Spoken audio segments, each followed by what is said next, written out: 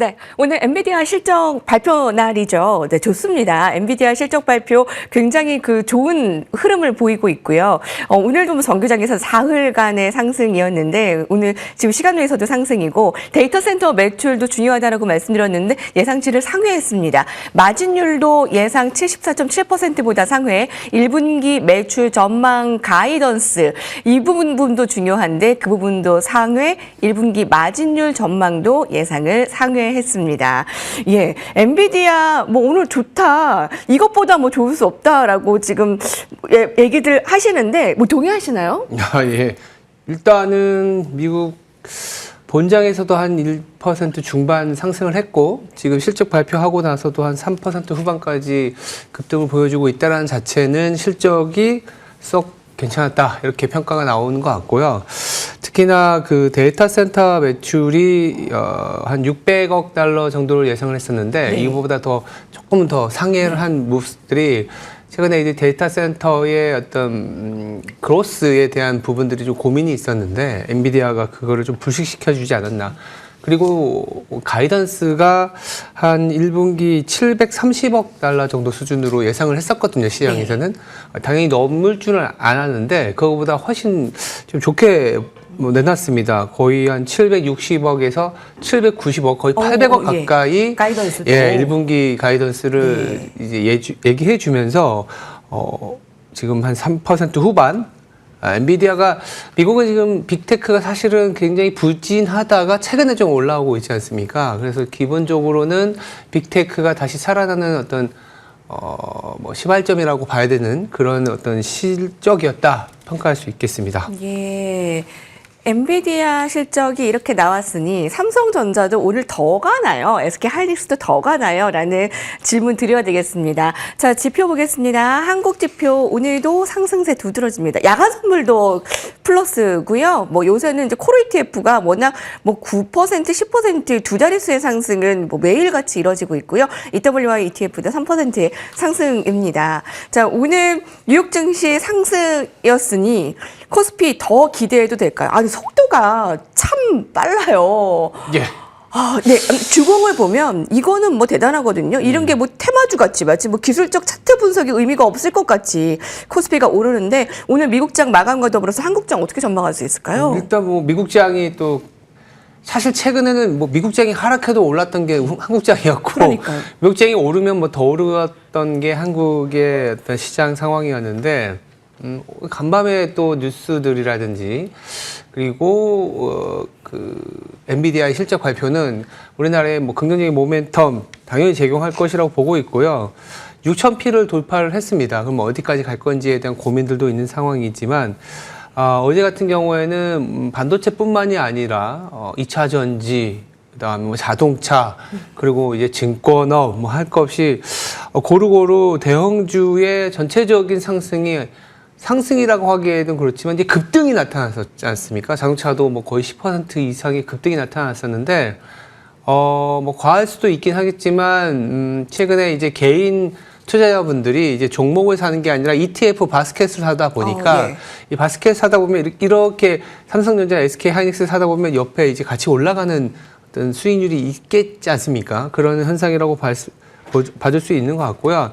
다만 하나 조금 그래도 이렇게 좋은 상황에서 챙겨 보셔야 되는 거는 고객 예탁금이 같이 늘어나면서 개인 투자자들의 매수도 늘어나는지를 확인을 해야 됩니다. 그러니까 무슨 말이냐면 고객 예탁금이 늘어나지 않는 상황에서의 매수세는 한계가 있다라는 거죠. 근데 지금 2월 들어서는 고객 예탁금이 예전에 빠르게 늘어났었던 것만큼은 늘어나고 있진 않아요. 네네. 그래서 사실 고객 예탁금이 늘어나는지를 확인하면서 시장을 좀 챙겨봐야 되는 시즌은 되지 않았나라는 생각은 하고 있습니다. 예, 여러분들이 말씀하신 대로 미국이 안 좋을 때도 들어 올리니까 정말 대단한데 꼴찌가 지금 1등한 셈이 되지 않았습니까? 그래서 지금의 이제 기대감이 큰데 봐야 되는 지표가 고객 예탁금. 예. 이 부분을 좀 주의하게 봐야 되겠네요. 아니, 일각에서는 20년 만에 오는 뭐 빅사이클이라는 뭐 분석도 있고. 네. 네, 뭐 이런 이제 상승장이 왔으니까 이제 2년은 간다. 물론 뭐 중간중간 조정이 있을 수는 있지만 업계에서 보는 지금의 분위기가 어떠세요? 솔직히 좀 부담스럽습니다. 왜냐하면 그러니까 이 상승 사이클이라는 거는 맞아요. 상승 사이클은 맞는데 기본적으로 이 속도의 측면이지 않습니까? 그러니까 지금 2월 말 기준으로 전년 대비 우리 코스피의 상승률은 140%입니다. S&P는 한 15, 16%. 그러니까 15, 16%도 높은 수익률이지 않습니까? 사실은 1년 동안. 그러니까 코스피가 140%는 사실 이런 구간은 2000년 이후에는 없었어요. 1년. 그렇죠. 근데 99년에는 있었습니다. 네, IT 버블만큼 오르는 수준인 거죠. 근데 그때 올랐다가 워낙 그 꼬꾸라졌던 우리 기억이 근데 있기 이제 때문에. 그때 IT 버블 99년 6월이 이제 전년 대비 한 140% 수준이었는데 그렇다고 그때와 같냐면 그렇지는 않습니다. 그러니까 단순히 수익률 측면에서 그때는 98년에 우리가 아시겠지만 IMF 외환위기로 인해서 주가가 코스피가 200포인트로 하락했다가 올라오면서 네. 이제 뭐 600, 700 그리고 99년에는 1000포인트까지 갔었어요. 그러니까 98년에 200포인트였다가 99년에 1000포인트 갔었던 사이클이었는데 지금 거의 작년 초반에 2200까지 4월에 빠졌다가 지금 7000을 넘나들고 있지 않습니까? 그래서 네. 수익률의 어떠한 속도만 놓고 보면 99년하고 유사합니다.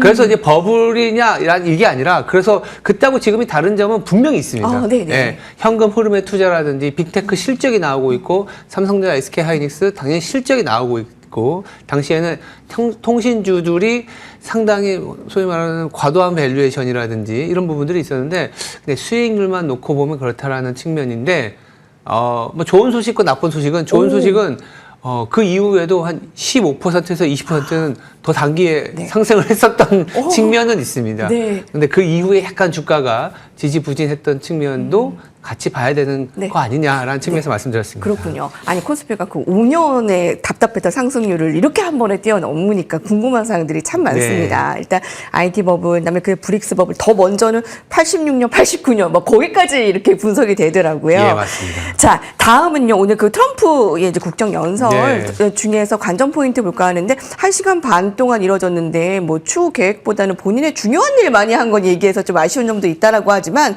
주요한 거 봐야 할 것 좀 말씀해 주시고요. 네. 또 여기서 중요한 그 전력, 네. 이 면도 같이 좀 녹여주세요. 맞아요. 어저께 산업적인 측면에서 지금 화면에 나오는 것처럼 AI 전력은 기업이 책임져라.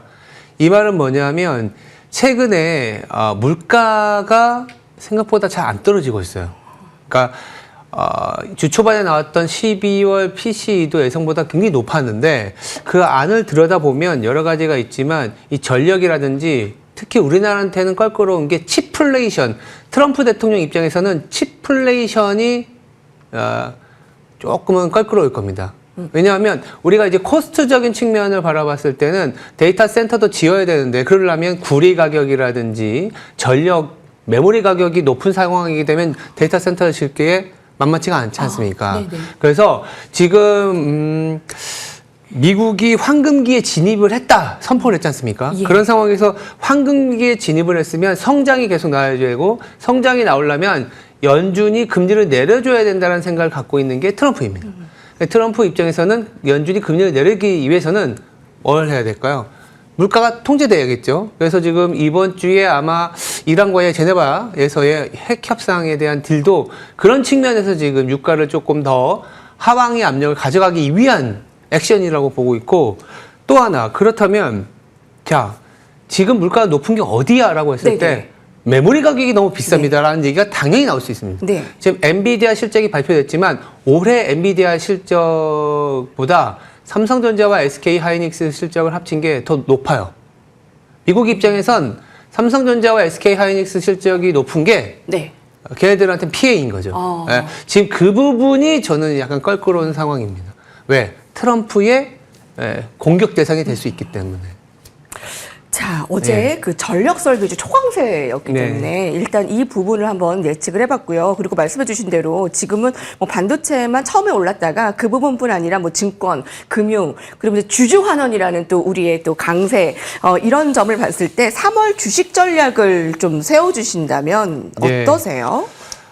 아까 뭐 99년 6월과 비슷하다라고 그러니까 수익률 측면에서는 네. 그때 뭐 7월까지도 내달려 있었기 때문에 더불어서 상승 추동력이 여전한 구간입니다. 지금 딱히 악재가 있지는 않다. 뭐 이런 얘기들을 많이 해요. 그러니까 악재가 있어도 오르잖아요. 예, 지금 그러니까 왜 뭐냐면은 주가가 워낙 가파르게 올라오니까 가격이 수급을 끌어들이고 하락하더라도 이 최근에는 9시부터 9시 반까지 뭔가 약간 약세를 보이면 이 수급이 확 들어와요.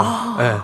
밀리면 사는 그래서 그런 추동력은 계속 있을 수 있기 때문에 뭐 3월에도 강세가 유지가 될 수 있는 환경은 되어 있습니다. 다만 이 상승의 모멘텀이 가장 좋은 구간이 지금 1, 2, 3월이거든요.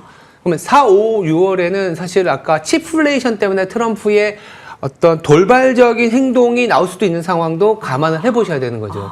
케빈 어시의 연준 의장 전에 물가를 통제시키기 위해서는 유가와 치플레이션을 해결해야 되는 게 트럼프다라는 측면을 보면 그런 걸 감안하면서 약간 일정 부분 현금은 유지하면서 그래도 반도체 실적이 잘 나오는 반도체와 아까 말씀하셨던 주주환원과 관련된 그러니까 약간의 어떤 방어가 되는 업종을 중심으로 접근할 필요가 있을 것 같고요. 2분기가 사실은 이 AI 캐펙스 모멘텀의 피크이긴 합니다. 그래서 1분기가 굉장히 좋았던 이유는 이 2분기를 보면서 내달렸기 때문에 지금부터는 무조건 다 좋은 것만 보면 되는 시기가 아닌 것 같아요. 왜냐하면 6천이라는 걸 올라갔고 7천, 8천, 9천 올라가면 좋겠지만 주가는 무조건 올라가는 건 아니거든요. 네. 그러다 보니까 지금 가장 좋은 게 치플레이션을 우리나라에 나타나는 거는 이제부터 치플레이션은 트럼프 대통령이 쳐다볼 수 있는 그리고 이것 때문에 금리 인하가 뒤로 물릴 수 있는 상황이라는 거를 작용과 반작용이면 지금 반작용의 포인트도 이제는 조금씩은 껄끄럽지만 뉴스를 챙겨보셔야 될 타이밍입니다. 그렇군요. 네. 뭐 반도체 이게 너무 빨리 오르는 건 아니야 해도 그동안에 마이크론이나 TSMC 생각하면 꼭 그런 것도 아니고 이렇게 해서 지금 추동력 어느 정도인지 살펴봤고요. 3월 주식 전략 신중호 본부장님과 같이 계속 챙기시면 좋을 것 같습니다. 지금까지 신중호 LS증권 리서치 센터장님과 함께했고요. 이렇게 업계 소식도 같이 알려주셔서 너무 감사합니다. 3월도 잘 부탁드릴게요. 네. 감사합니다. 네, 감사합니다.